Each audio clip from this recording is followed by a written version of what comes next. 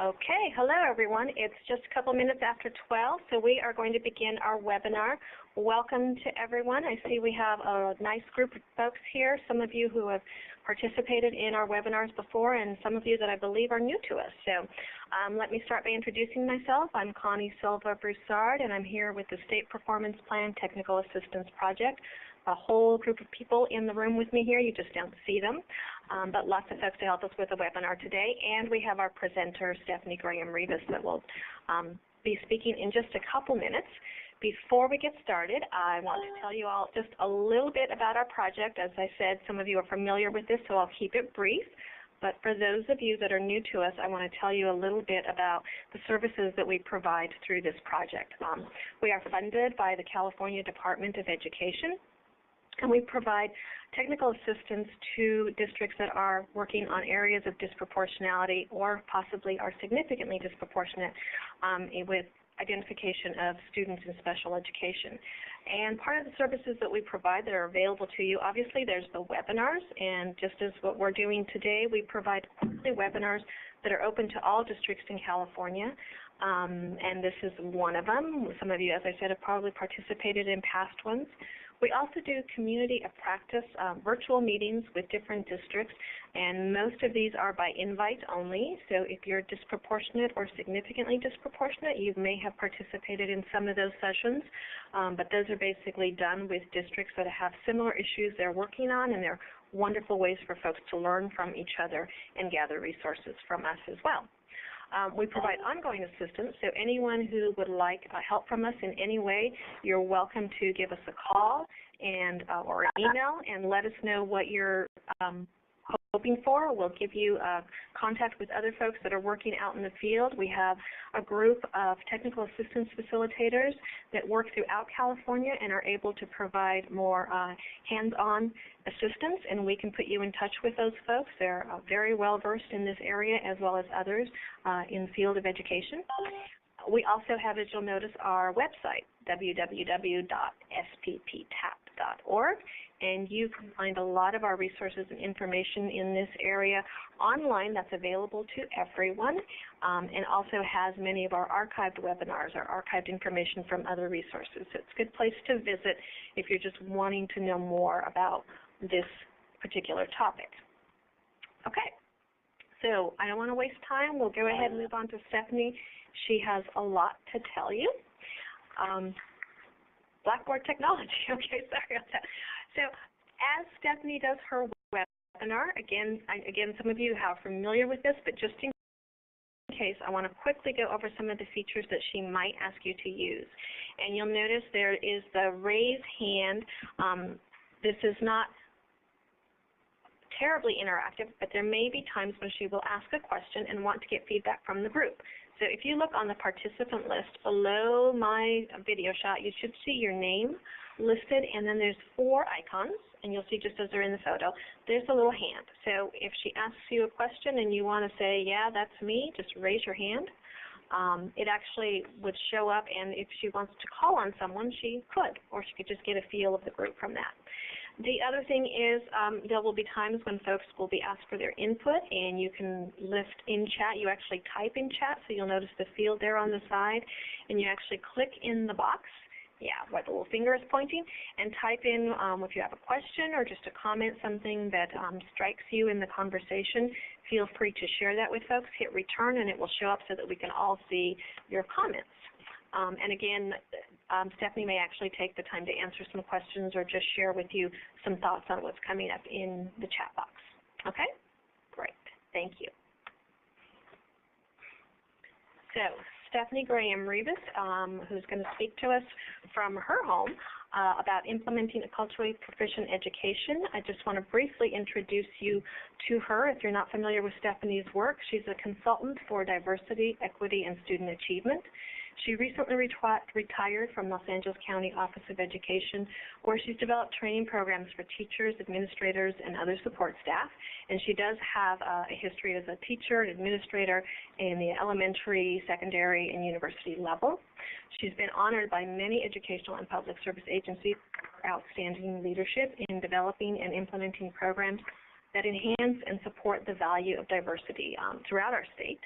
And Stephanie also is a co-author of a book, Culturally Proficient Inquiry, a lens for examining educational gaps. That's one of the resources that were provided in the link that was sent to you with the materials for this webinar. So I definitely encourage you to take a look at that later. And with that, I'm going to go ahead and pass the screen and the mic on to Stephanie. So Stephanie, if you can press *6 so that we can hear you. Lovely to hear your voice. Okay. Best laid plans, right? Yeah. Okay. All right. So I guess we're going to start then after that little delay, huh? Yep, we're ready to go. Very good. The volume is okay? Sounds good here. Very good. All right. Thank you, everyone, for your patience. Thank you. So a new technology that's wonderful, but also we have to learn how to do it. So anyway, we have good afternoon. Thank you all for being here. I know that everybody is really, really busy, so I appreciate your interest and your attention today. And I'm going to try to make this be something that you can really use to go forward. I know you've had a lot of presentations on data, and this is another presentation on data, but with a slightly different spin. So I'm going to try to make everything real practical and actually model some processes that you can use with your own team. I'd like to open with a little bit of a disclosure. As I know some of you, many of you are specifically looking to address disproportionality in your special ed programs. And I'm not a special education expert. I did, however, spend the last 30 years of my career investigating the correlation between cultural competence of the human resources, including the people, in our schools and the educational outcomes for students across the board. And as you know, the findings are kind of troubling. They manifest in special education and they manifest in other educational programs as well. So in fact, you know, the opportunity to work on this in special education is really an opportunity to take across the board leadership, because there are not just gaps in special education, they exist across the board, which is why they exist in the subsystem of special education. So let's get going here, as we have a lot to cover.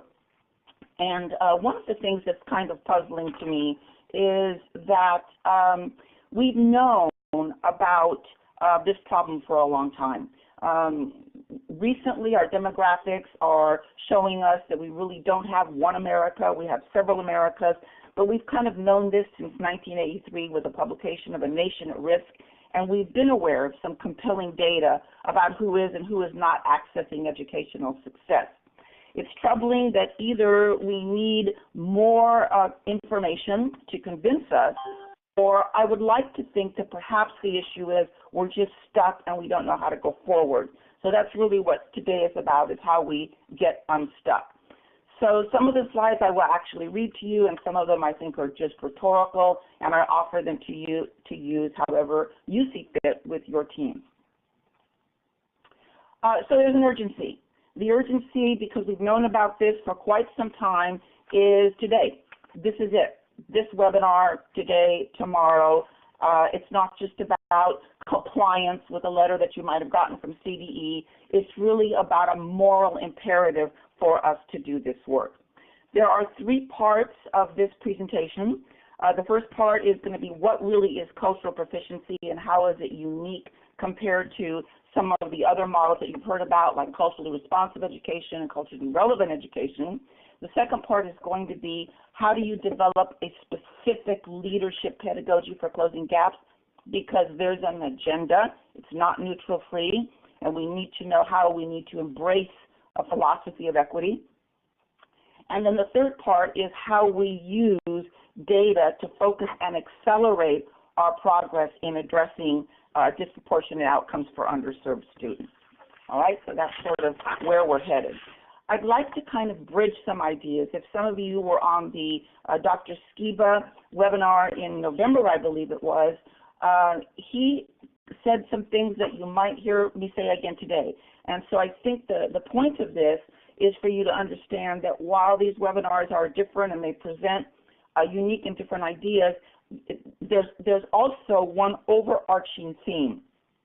Nobody is saying when you're talking about this agenda on disproportionality, there are some elements that just need to be in place across the board.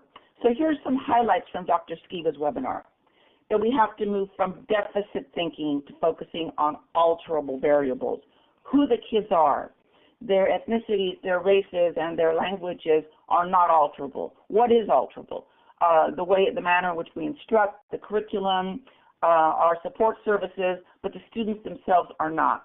We need to examine disaggregated data and embrace that and not feel odd about that. And I'm going to give you a lot of tools so that people are comfortable doing that. We need to examine the root causes of disproportionality. You know this well with your planning. And of course, you need to integrate your root causes with your action planning. We need to address issues of race and ethnicity and difference directly. So not just hide it under the umbrella, for example, of socioeconomic class, but we really need to look at these things specifically. And here I think for me is the important thing of today. We need to understand the importance of leadership and the importance of institutionalizing these efforts across the system.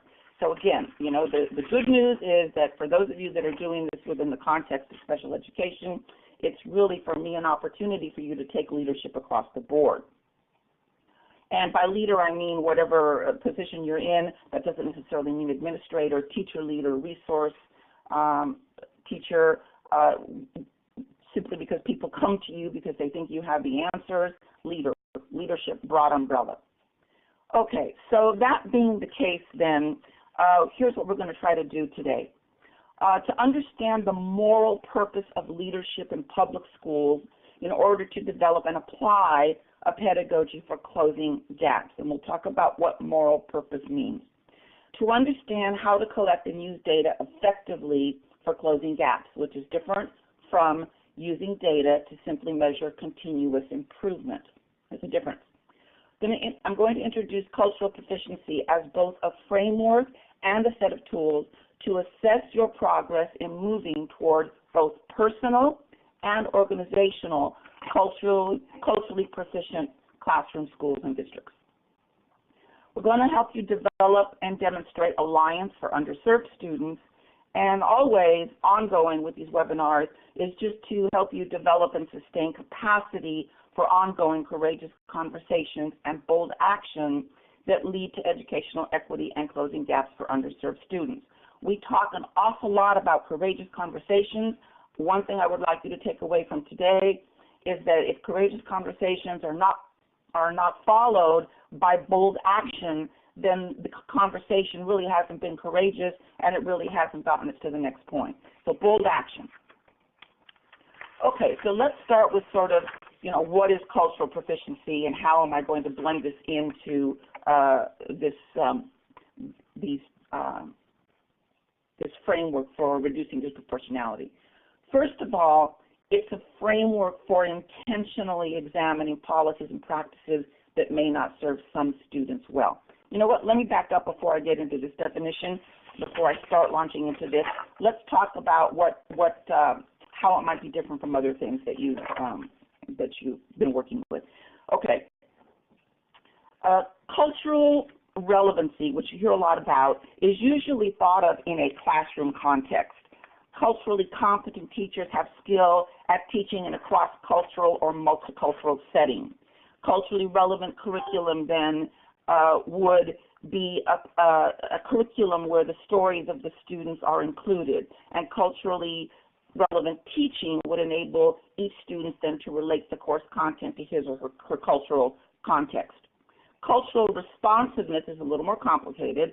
Cultural responsiveness is a complex concept occurring within any context, so not just classroom, community, my staff meetings, IEP meetings, etc. And it has to do more with the acceptance and acknowledgement of one's own as well as others plural, cultures, cultural values, and here's the key part, and one's willingness and ability to adapt one's practices, products, or deliverables to better meet the needs of one's clients. So those are those things. Cultural proficiency is a little bit different. It's a broader framework. So it's a framework for intentionally examining policies and practices that may not serve some students well. Not Oh, we do that anyway. We do that with our differentiated instruction. Oh, we do that in February around, or we do that in March, or we do that around our holidays. It's a framework for intentionally doing this all the time. It's a model for change.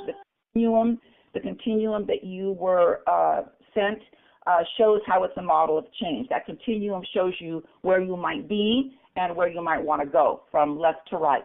It gives us common language to articulate and build a common understanding about desired outcomes so that we can have productive cross-cultural conversations that can often be controversial and contentious. It is not helpful to call this practice or that conversation racist. I need to be able to understand what was it about that was dismissing, that was oppressive, that was perhaps racist, that was discriminatory, but not all practices are racist. Some are simply coming from ignorance. So we really need to have a language that helps us have these conversations. And it's the use of specific tools so that we can assess our progress. Where are we? Where are we going? Our progress in better meeting the needs of our underserved students.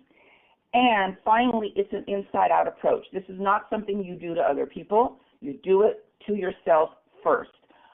It's an inside-out approach for examining and changing our own personal and our own professional and organizational beliefs, policies, and practices that lead to effective cross-cultural communication and interactions. So, all of us have some things to learn.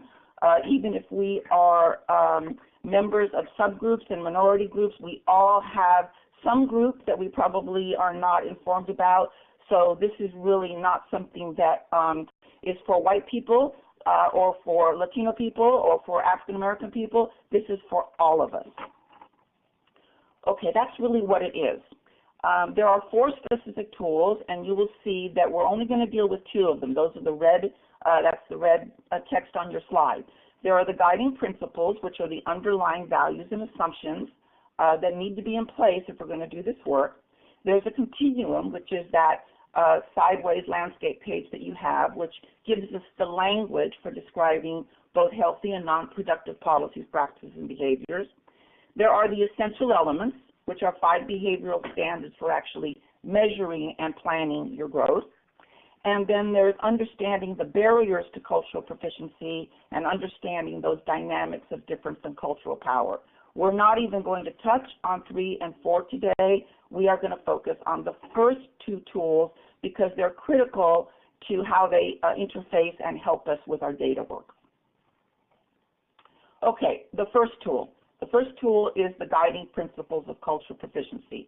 When I work with districts and find that there is inertia or that the district is stuck, I usually go back to the guiding principles.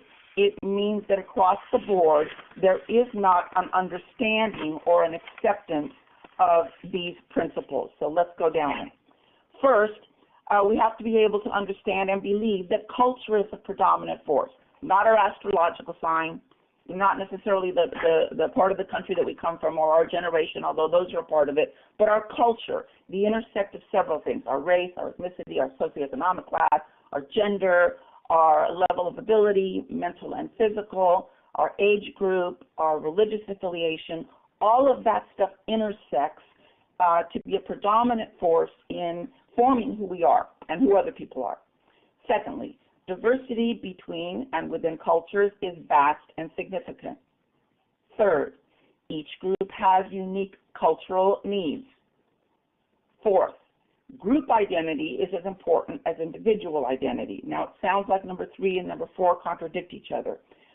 It's important for you to see me as simply Stephanie conducting this webinar. But if you don't also understand that I belong to some groups, then you really don't know who I am.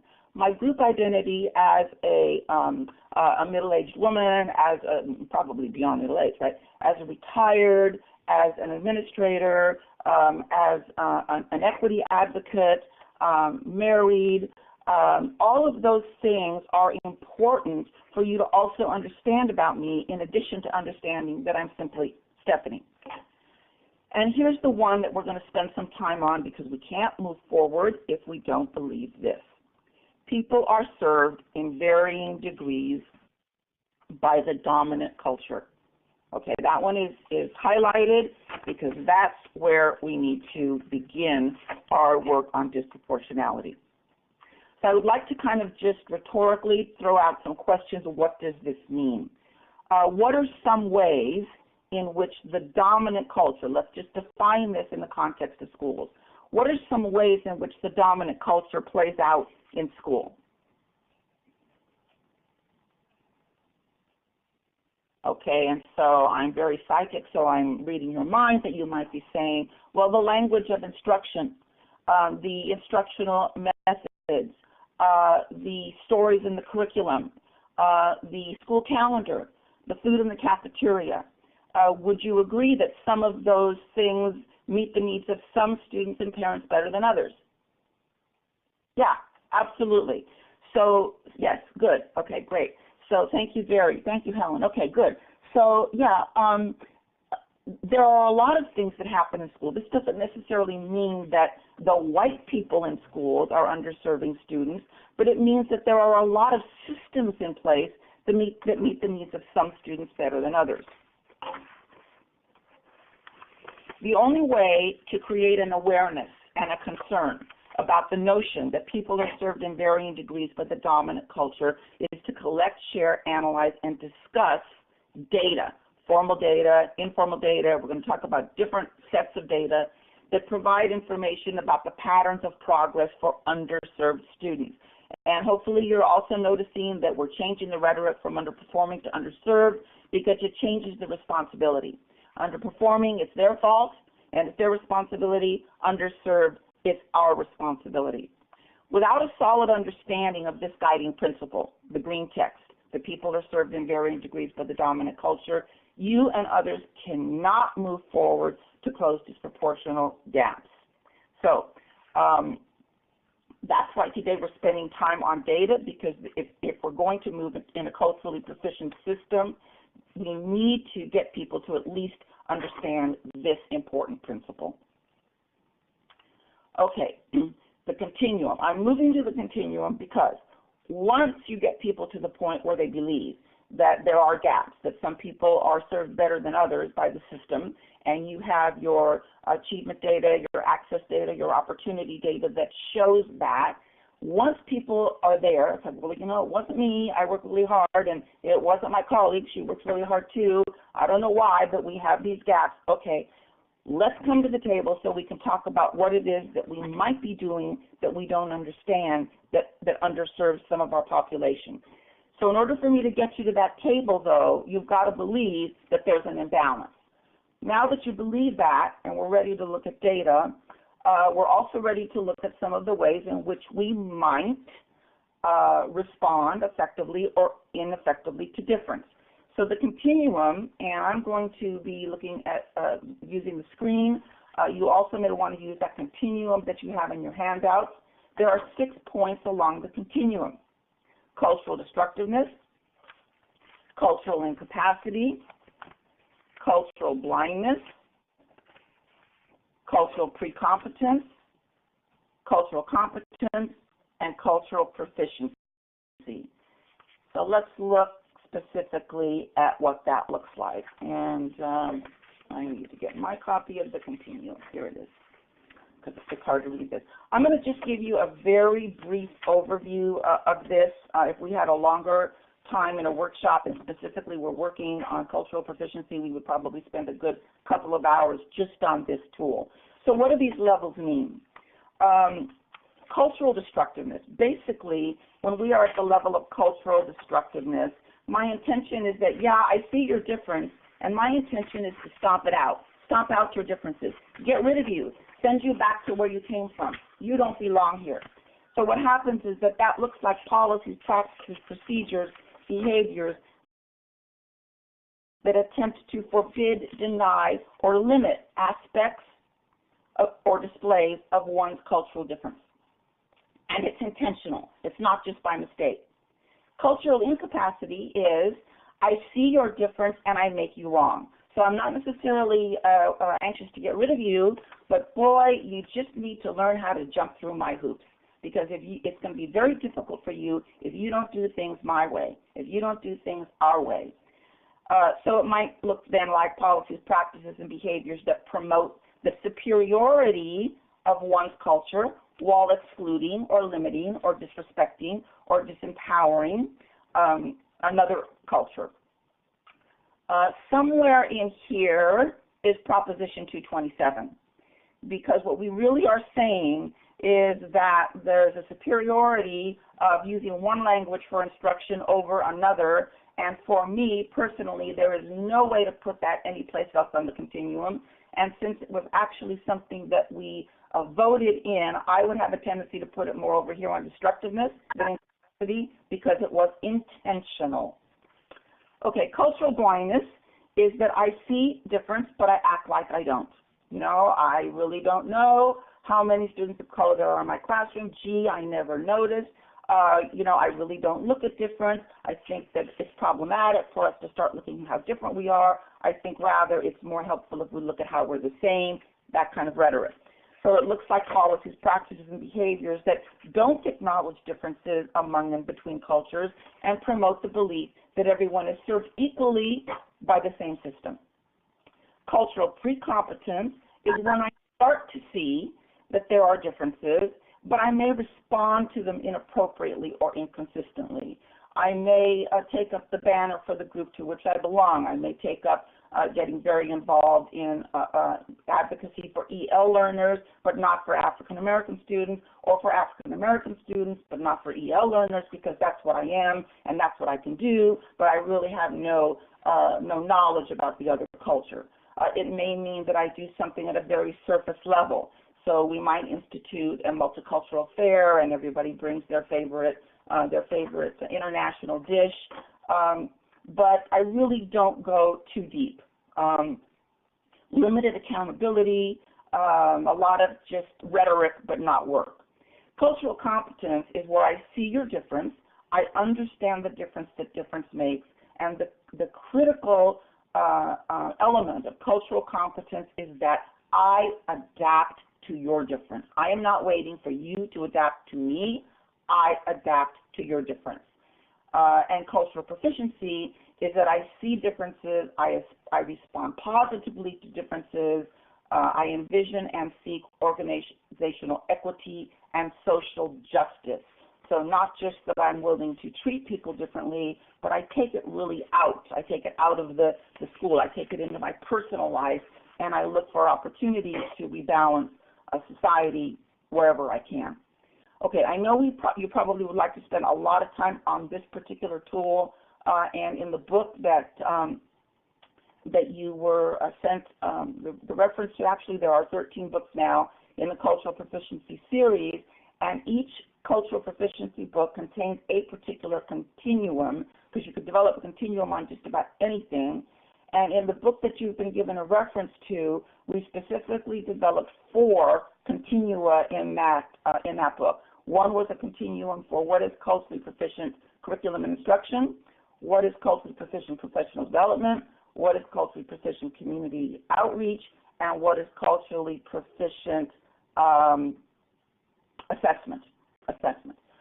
So again, this is kind of just a generic continuum in terms of how we behave, but we really would want to look at something a little more specifically. So let's do that. So here's a sample of a continuum that I modified from the book to specifically look at the kind of work that you're doing. So what if we wanted to measure the extent to which our data shape practices and the extent to which our data leads to changes across the system to meet the needs of underserved groups to close learning and achievement gaps. So let's say that's the thing that we want to measure. That's the particular work that we're doing, which I think is what you're doing. What would that look like on a continuum? Well, if we were at destructiveness, it might look like this. We might collect and use data that would help stakeholders to avoid, resist, or provoke dissent for, or even sabotage changes or adaptations to better meet the needs of some students and to understand and close gaps. In other words, using that data for a total different purpose. At cultural capacity, and you're probably thinking about your staff and maybe staff at other places that you've been, and maybe you've seen vestiges of some of this. At cultural capacity, I would collect and use data to justify tracking students into remedial classes rather than examining system-wide barriers to learning and achievement for those students. You know, pobrecitos, they really need our help over here. They may not ever access the whole system. At cultural blindness, I might use state, district, and publisher assessments and data to assess and diagnose the learning progress of all students without regard to their cultural, linguistic, or learning style differences. In other words, I kind of believe that one size fits all, and whatever is good for one student is good for the others. One of the things that's interesting about cultural blindness, I believe, is that we're stuck at cultural blindness when what we really want to do is look at overall progress versus gap closing. Okay, so you know, being a school of continuous improvement, being a district of continuous improvement, that's fine, but it doesn't close gaps. That's not in sync with an equity agenda. We'll talk a little more about that. If I could move into cultural pre-competence, again, we're measuring the same thing, I might recognize that state, district, and publisher assessments don't adequately measure all student learning, nor do they adequately or accurately reflect student progress for some of my groups. So I may make adaptations that may or may not meet the learning needs of some. So I might make adaptations for some students, but not for others. We might be able to have an accommodated self-test, but we don't make accommodations for other students when we know that there's cultural bias in the assessment. At cultural competence, I actually change my assessment practices to reflect rigorous achievement standards, but I allow students to show their learning in multiple ways. I use data to track not only improvement for underserved student groups, but the extent to which achievement gaps close over time. And I use this data to drive decisions and adaptations to improve learning and achievement for all. But again, still it's for all. I'm still at that sort of continuous improvement level. At cultural proficiency, I collaborate with other stakeholders to analyze data from multiple sources to examine student progress and to plan for and implement changes across the system that meet the learning needs of all students. That was what it was at level 5, but here with a prioritized focus on closing achievement, access, and opportunity gaps, and also anticipating the future trends and needs of all students in the region or the district.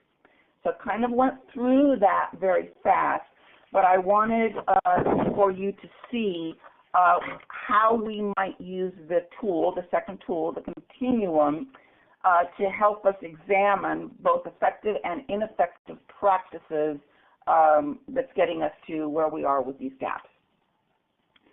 Okay. Now, these are not assessment tools, whether it's the generic continuum or this one. These are not assessment tools for you to use to grade other people. You know, I don't want you cutting them up in strips and putting them on people's doors. They're tools, rather, to help you examine and talk about these ineffective, effective practices and do so in a productive way. So, to wrap it up, there were 4 tools of cultural proficiency, and we talked about the first 2. The guiding principles, the one being important, was that not all people are served equally by the same system. And secondly, to the continuum, which helps us look specifically at ways that differentially served. I guess it doesn't help for me to put my continuum on top of the phone. All right. So I'm going to give you an opportunity to talk about this in a second, but I want to move to part 2. Part 2 is developing a specific leadership pedagogy for closing gaps. I wanted to spend a little bit of time defining pedagogy because I think a lot of us think it's what I do in the classroom. Pedagogy is really your philosophy about teaching and learning, your philosophy about the student, the learner, and the teacher that causes you to make the decisions that you make. That's your pedagogy. It's your beliefs about students, learners, teachers that causes you to make the decisions that you make. And if you are not in the classroom then, what is your pedagogy of leadership? We're going to talk about 5 specific questions that I would like to pose to move you forward to a specific pedagogy for closing gaps, as opposed to a pedagogy for continuous improvement. Essential question number 1. Does your definition of education include moral purpose? What do I mean by that? Let's look at this quote by Michael Fullan. You don't have to go very far into the question of the role of public schools in a democracy before discovering that moral purpose is at the heart of the matter. As the main institution for fostering social cohesion in an increasingly diverse society, publicly funded schools must serve all children, not simply those with the loudest or most powerful advocates. Here's the important part. Here's where we get to the moral purpose. This means addressing the cognitive and social needs of children with an emphasis on including those who may not have been well served in the past. This is also similar to what Joseph Murphy from Vanderbilt Peabody College of Education refers to as DNA, or the essential element that we need to develop in people so that they can be more in the service of students if we want to reculture schools to close gaps. I'm going to talk about this a little more, and I'm going to create sort of a human graphic, sort of a TPR thing here. If you're not able to see the screen, I'd like you to just imagine what it is that I'm doing. I have my hands equidistant in front of my face. One is up at my forehead, and one is right under my chin. And we're going to talk about the gap. So here's the gap, whether it's achievement or access or opportunity. And I would like for you to tell me what it looks like. Who's up here and who's down here? Let's talk first about who's up here. Who do we find up here? And I'm looking in the chat box. White students, good. Upper middle class students. Students of the dominant culture, English learners, some Asian students, students that are on a to G path, fine. Who's down here?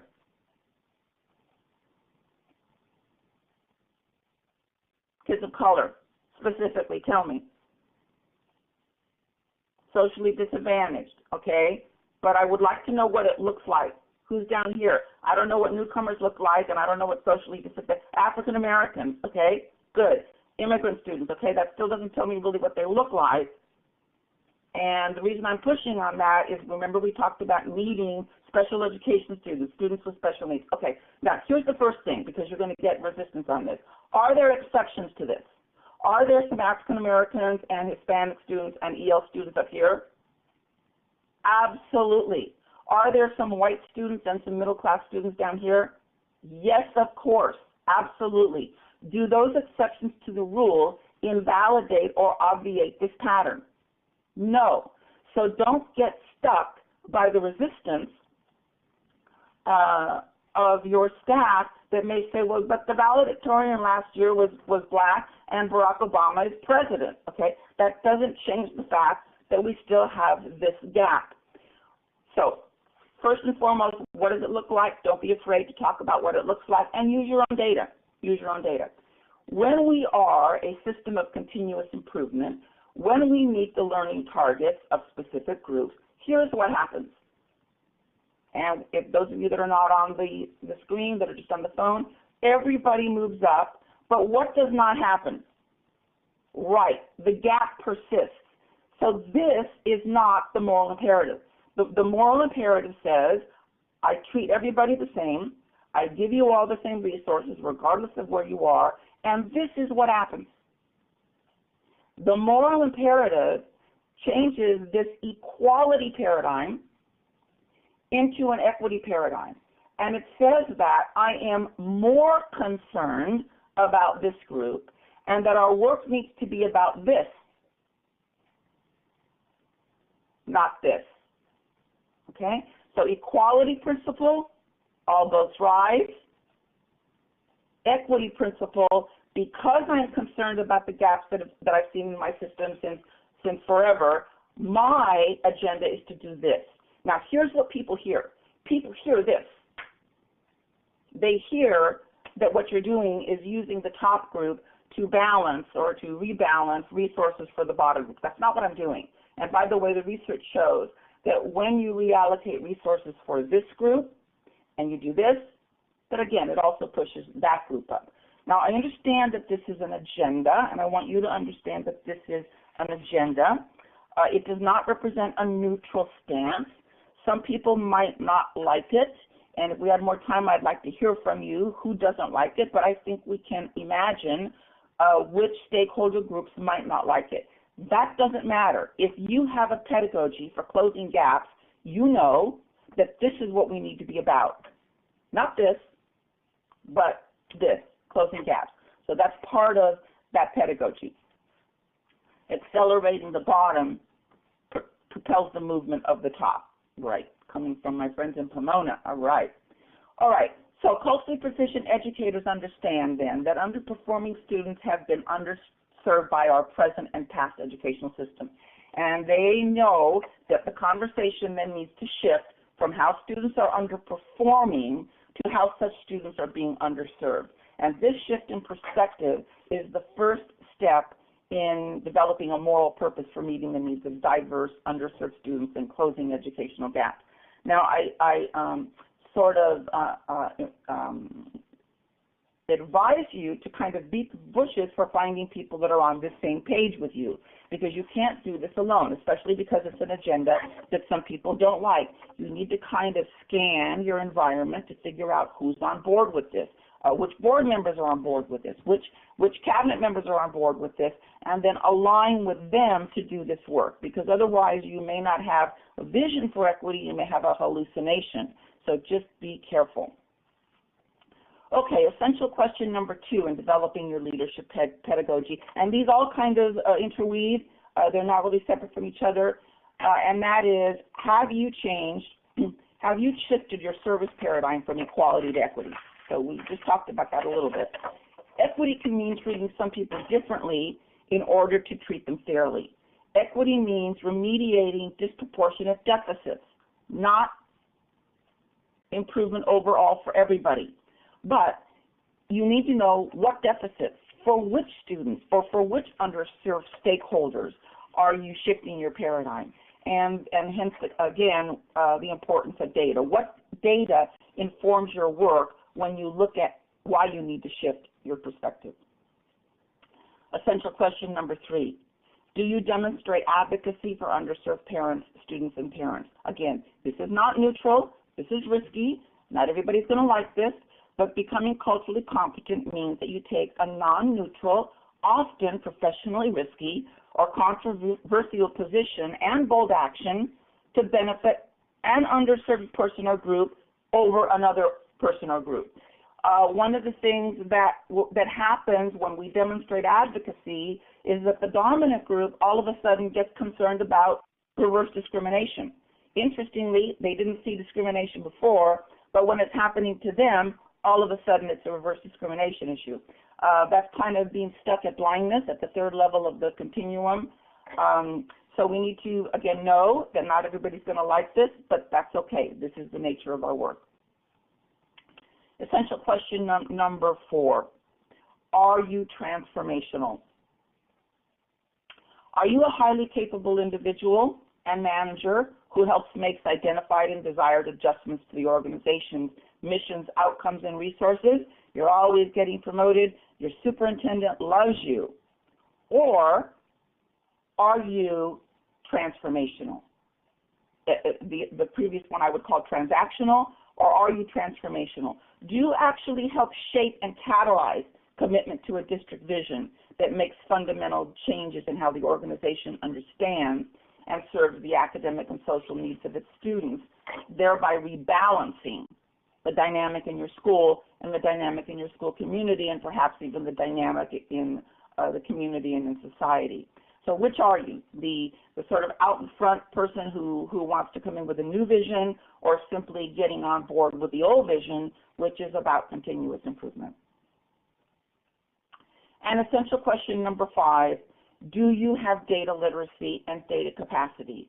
This is data is no longer the work. It is no longer a conversation that simply happens at the district office with the data people. This conversation, if we're going to close gaps, needs to move down to the school level and the classroom level. Even within classrooms, there are gaps, and it's important for teachers to look at those as well. Are you data literate?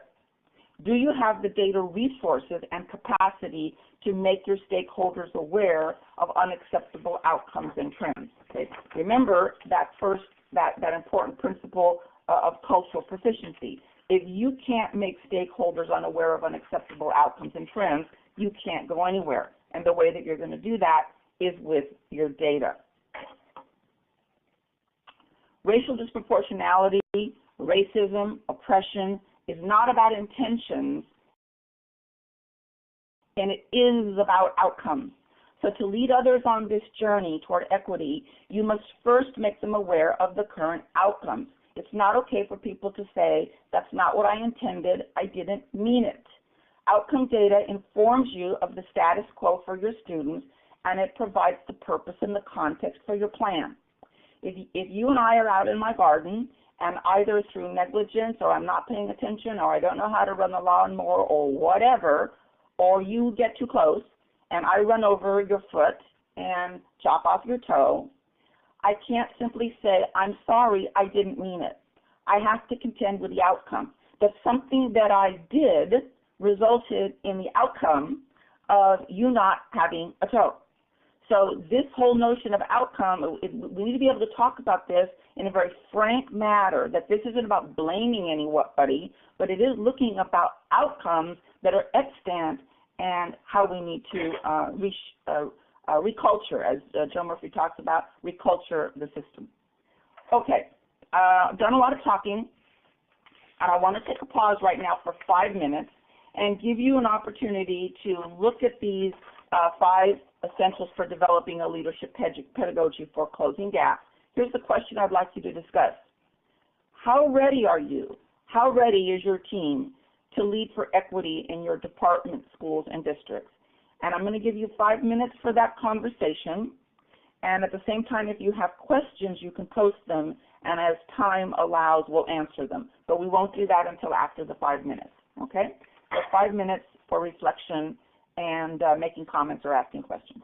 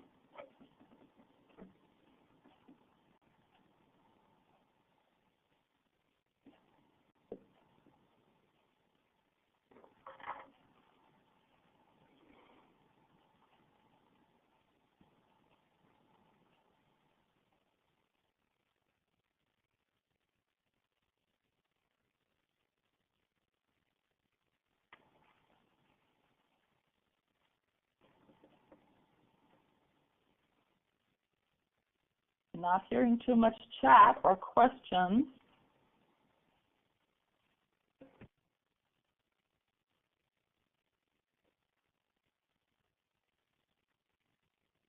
How about any good jokes, stock tips?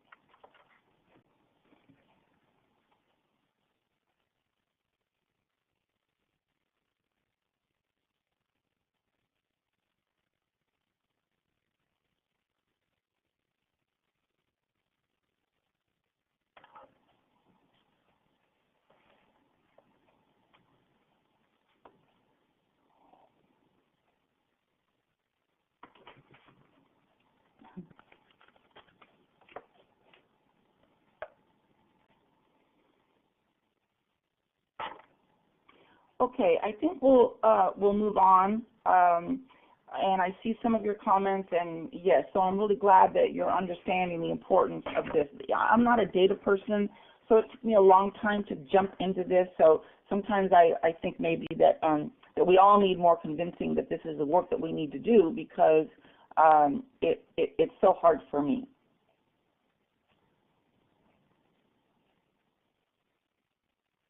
Good, good. So I'm seeing that you do present data as outcome mostly, so wonderful. Okay, so let's look at then some specific tools that we can use to make this data work a little bit more fun and a little more effective. Okay, so we've kind of, you've heard this before. We're talking about this whole notion that data creates the understanding and the urgency for this work. I like to say that it gives you the permission. It gives you permission to head down this path towards cultural proficiency. In order to include as many stakeholders as possible in the understanding of the status quo, you must be an advocate for data collection and analysis. If this is not your thing, you must learn to make it your thing, or partner with people that know how to do this. Without data, your claims have no credibility, and your strategies for reform have no validity. So opinions and one-time accounts are not data-informed, and they will simply be countered with accounts and opinions from another person or group. Resources for you to use, very simple article, put it in teachers' boxes, talk about it at staff meetings. Cooking with Data, Craig Gerald from the Ed Trust, you have the resource on the slide. That data helps you identify gaps, select the focus area, and prioritize the steps of your action plan, which you are all about if you are enrolled in this project. Effective use of data, this is review for a lot of you, but it's nice to just have common language, and especially if we're going to be working with teachers, to have common language about this work. Effective and productive use of data requires that we disaggregate, longitudinate, and cross-tabulate data, or, again, partner with someone who can do that. Somebody from the district office, somebody on your team, a smart fifth grader, whatever. Really quick review, because I know you know what this means. Disaggregating data, we know what that means, separating data into categories for subgroups while noting the subgroup percentage compared to the overall percentages in order to track disproportionality. Here's a sample. I could be looking at achievement scores. This one happens to look at the API base to growth. Doesn't really matter what the year is. It's disaggregated by some groups, correct? And because it's important to look at the progress in comparison to the overall group, you'll notice that here is overall, and here are, I've chosen 5 groups. So my African American, my Asian, my Hispanic, my white, and my English learners. By all means, not every group, but we'll talk about that in a second. Which groups do you choose? Longitudinate. We want to be selective with comparisons to clearly show progress over time. This was not just something that was in the water in 2010. This was not just, a blip on the screen. The 4th graders ended up in a particular teacher's classroom. We didn't have a principal that year. We had an itinerant principal. It was over time. This is a pattern. To show longitudinal data, I love line graphs, because you can see a couple of things. You can see the trajectory for each group is similar. That's interesting kind of implementation dip that happened in 03, 04. I think that was the implementation finally of the math standard. So everybody went down. But the trajectory for everyone is similar. But what we really see well is this, the gaps.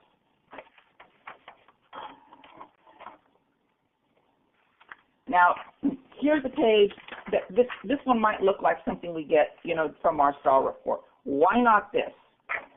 Well, I think it's pretty obvious, right? This is a lot clearer. This is, the other one on disaggregation was a lot clearer.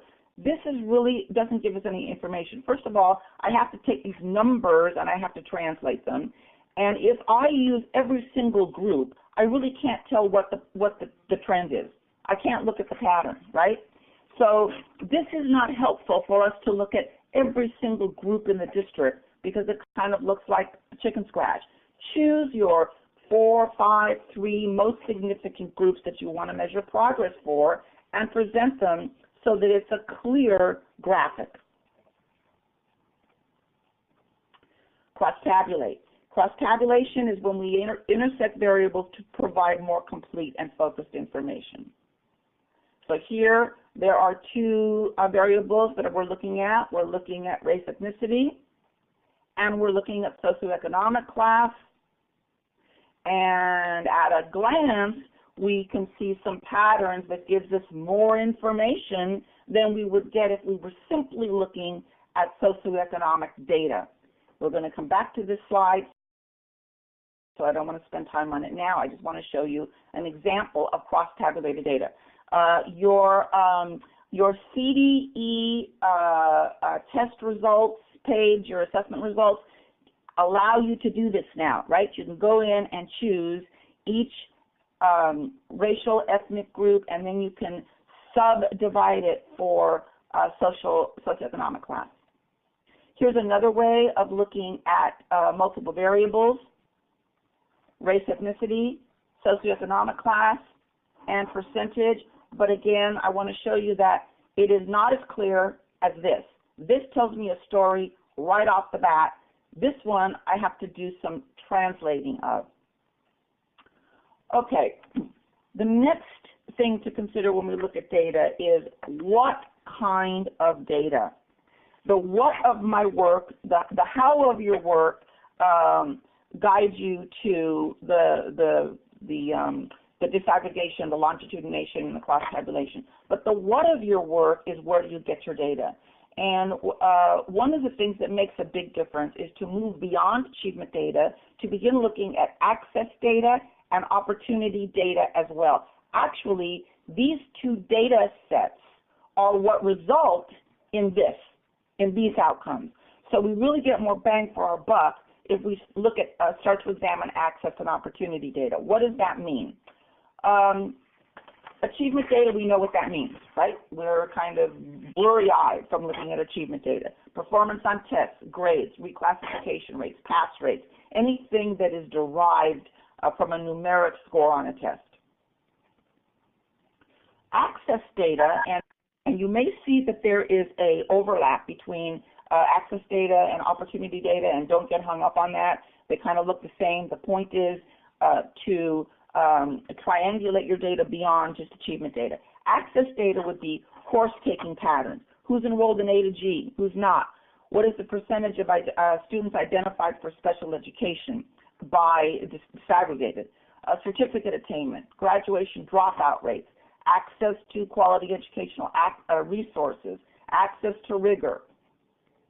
Opportunity data would be that data that gives us information about disproportionately which students are actually in the classroom, in school, attending consistently and regularly so that they get the opportunity to learn. School attendance, who's on track for credit attainment, understanding of and orientation of the language of instruction and the school rules, health, wellness, school readiness, food sufficiency, all of these things that tell me that students are here, poised, and ready to learn. Okay, right. I'm seeing also some discussions over here that are also helpful. Local control funding formula would also help looking beyond achievement. Absolutely. Okay, so I want to model a little bit now just a very simple way of how you might work with data so that it's not complicated. You can do this as long as you've got the data already arrayed well, then your data session becomes this easy. I'm going to simply ask you, tell me what stories you get from this slide. We're going to look first at performance and achievement data. Tell me a story. What do you see? Okay, so I see that Hispanics, African Americans, and EL students are showing the lowest growth. Somebody might say, I see that some groups are above or below the district-wide performance. Somebody else might say, I see slight improvement each year. Good. And I see your comments in the chat box. Excellent. All of those things are correct, right? I'm simply putting this up here. All of the things that you're noticing are correct. I'm not asking you to look at one thing or another. I want you to get sort of a complete story of the slide, and every one of your contributions contributes to that. Great. Good job. Okay? Tell me a story. On this slide, this is looking at a particular district's math proficiency over 3 years. Same thing. I'm seeing that African American, Hispanics, and Pacific Islanders are performing low in math proficiency district-wide. I'm seeing that there are different proficiency targets each year. That's what these lines are. These colored lines are the proficiency targets each year. So one of the things that disturbs me is that some students are accessing proficiency, and then as we go on in time, some groups lag behind. The bar is being raised. Good. The bar is being raised, but not everybody is making progress to reach the bar. Here's the important understanding. Oh, by the way, are there some patterns on this slide that are similar to some patterns over here? Yes, but some of the patterns are the same in terms of slight growth every year, gaps not closing, and egregious differences between high and low performing groups. See the same thing over here, not as wide of difference. The previous slide was state data. This is a particular district data, but the point is the pattern is the same, and your data probably will show that out, prove that to be true as well. But here's the important understanding. Are subgroups improving? And let's say that I had 5 more slides and they all showed the same trend. Yes, subgroups are improving. Are gaps between subgroups closing? No. Which question is more essential in an equity-driven system and why? Okay, now that's to some extent rhetorical, but it goes back to, the way I position my hands. The important question to examine isn't this, it's this. So if you're an equity advocate, if you're working on establishing a pedagogy for closing gaps, this is the question we want to drive our work. Why not data like this? Here's a slide that gives us disaggregated information, and it gives us longitudinated information. It doesn't show the starting point for each group. Okay, so if it doesn't show the starting group for each group, what else doesn't it show us?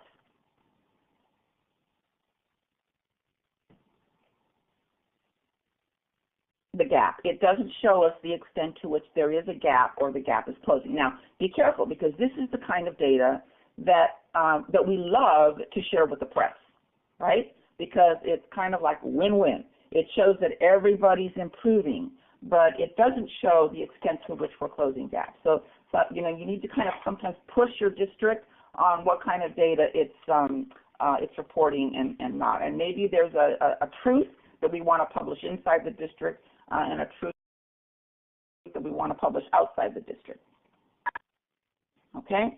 Now let's look at some cross-tabulated data. And you saw this slide before, but now we're going to kind of look at the content of it.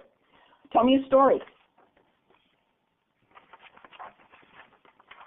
What do you notice?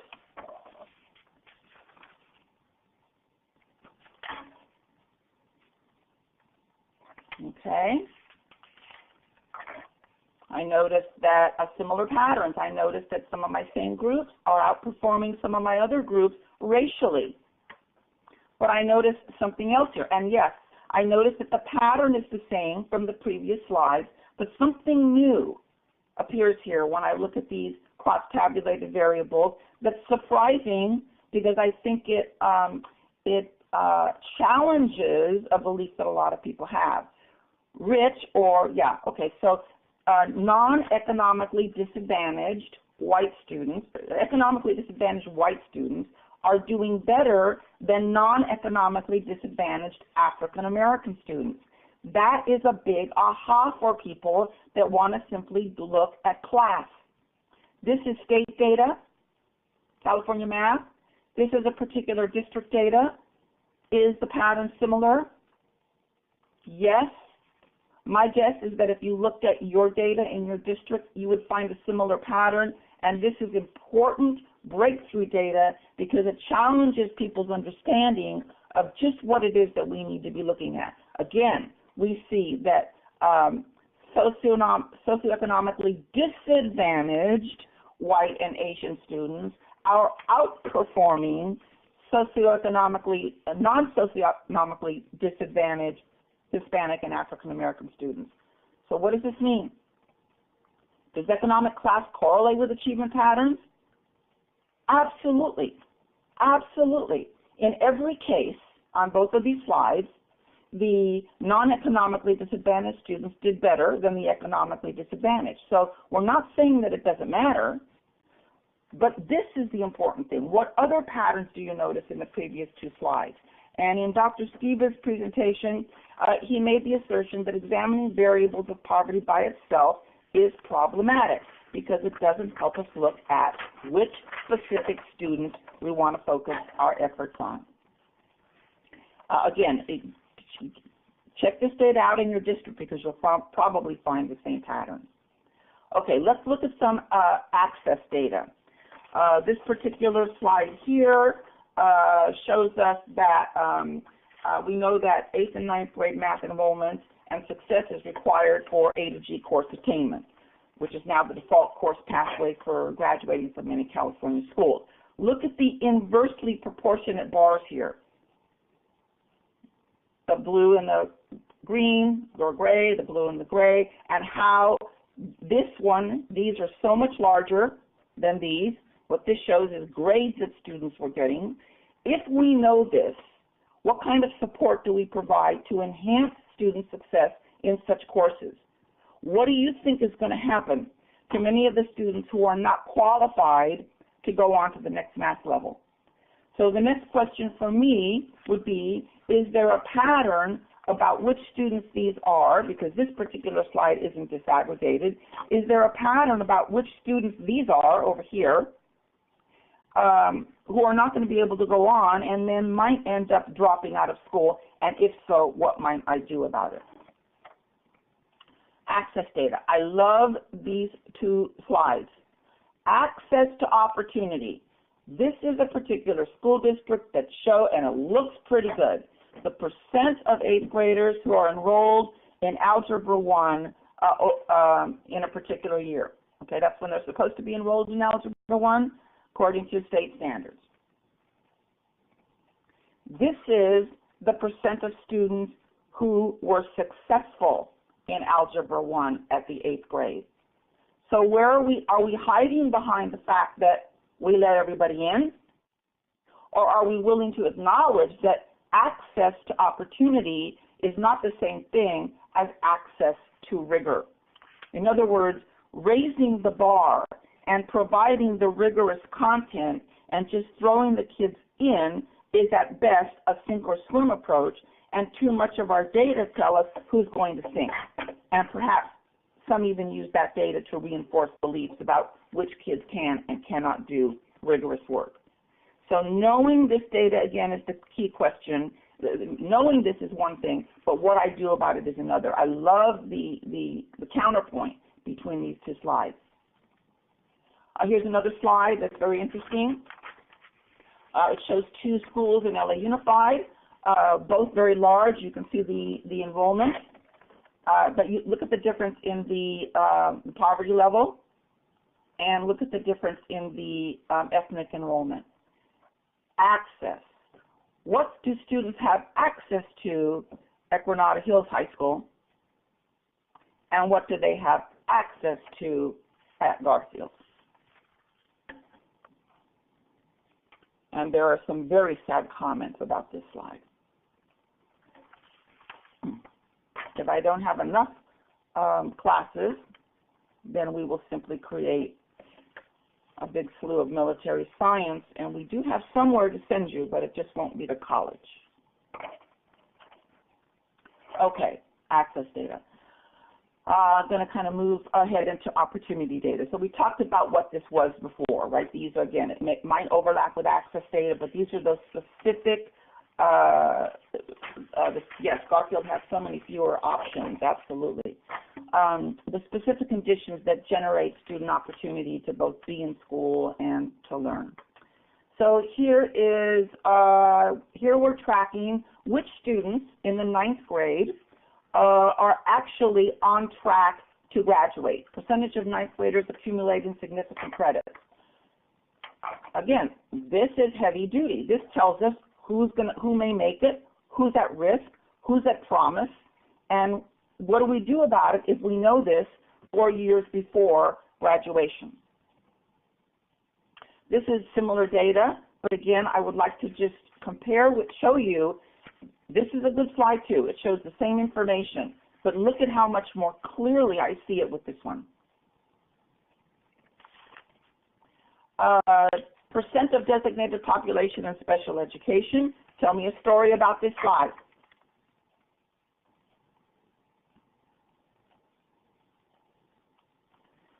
Okay, and the importance of the story in this slide has to do with the green bar. The slide means nothing. The blue boxes mean nothing unless I look at the district population. That's where I get my understanding about the disproportionality.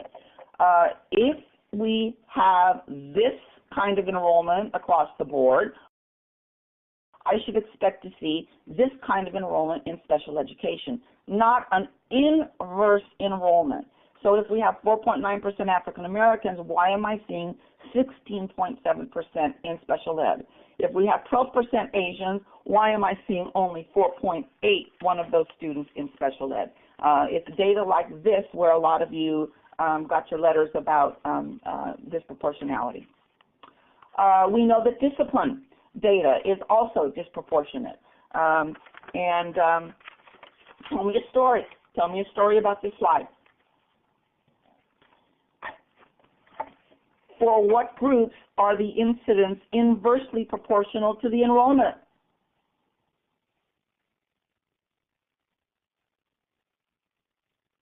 Do these slides represent a pattern? Does this slide, even though it's from a different district, represent a similar slide from this one?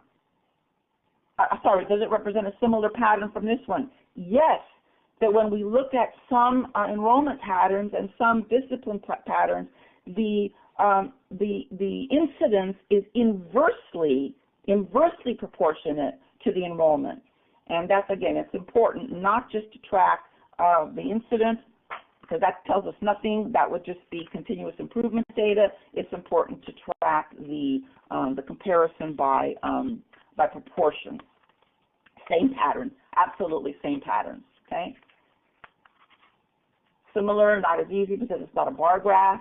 But again, the data is good because it shows the percent of enrollment, the percent of its suspension, and you can see that it's double for some groups. Same pattern. Okay, that's how simple your data work should be. To put up very clear slides that show the pattern, and to simply ask the question, "Tell me a story." All stories, whatever everyone notices, will be correct, and it adds to your bank. It adds to your growing understanding of your status quo, which is what you need to do to be able to move forward. Okay, so let's reflect on all of this. In this part of the workshop, we were looking at 3 different kinds of data. And the question overall here is the extent to which you collect, you disaggregate, you longitudinate, and you cross-tabulate, share, and analyze this data to inform programmatic and instructional decisions, okay? Achievement data, access data, and opportunity data. We're going to bring it all down to this last question and give you 5 minutes to reflect on this while also thinking of any questions that you might have that we can address at the end. So, considering all of this, how ready and willing are you as a leader to accept responsibility for closing gaps in your schools or districts? What might you do next to accelerate understanding and capacity for yourself and others for closing gaps in your schools and districts? and I'm going to give you 5 minutes for that, and post any questions or comments, and we'll address them as time permits in 5 minutes.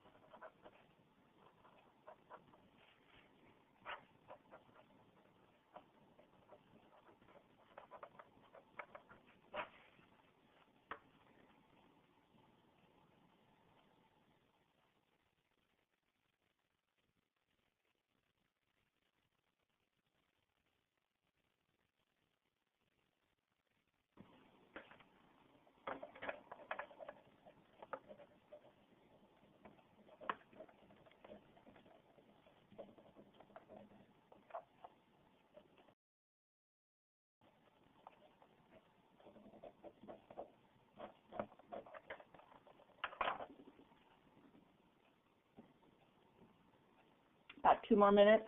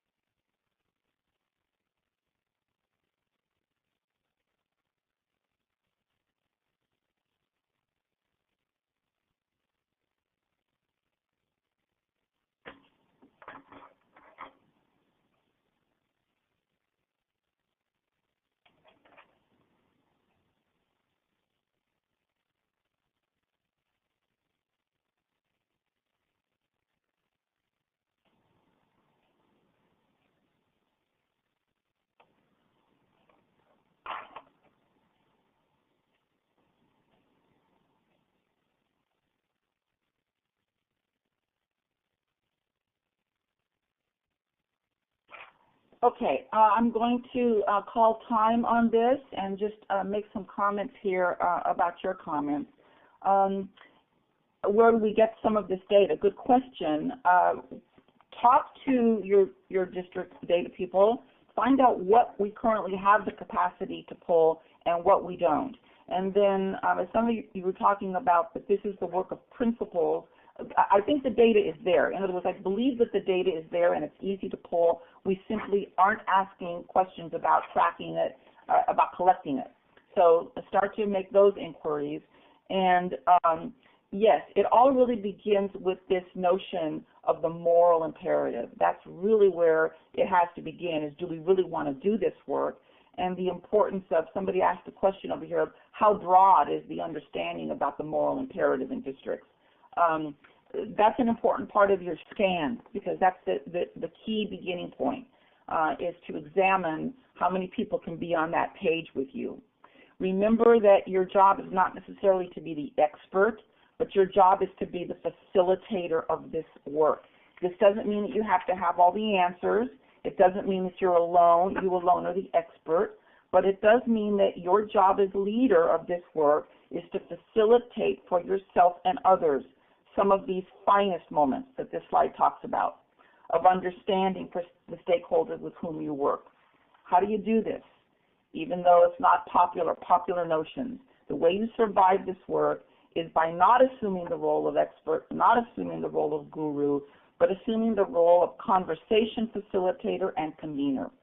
Your job is to gather the data, present it in effective ways, ask questions, challenge the status quo, and provoke an investigation into unacceptable disproportionate patterns.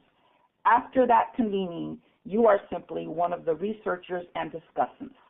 Just remember to take or lead the conversation to some kind of hypothesis and some proposed action to address the hypothesis. Be patient, but be relentless. It doesn't happen all at once. Thank you very much for the opportunity to work with you today, and I wish you great success with your ongoing work. And if there's anything that I can do to help you, please let me know. Thank you very much. Thank you, Stephanie. That was wonderful. Here's Stephanie's contact information. If folks want to contact her, obviously, as she said, she just touched us on this information, and there's lots more. So feel free to get in touch with her, get lots of phone calls and emails. And I also want to let everybody know, of course, thank you all for your time in joining us. We very quickly are going to send you a survey. And it really is very quick. So you could do that immediately right now, right before you log off, or we could nag you again later. But again, thank you. Everybody have a good afternoon, and we hope you will join us next time.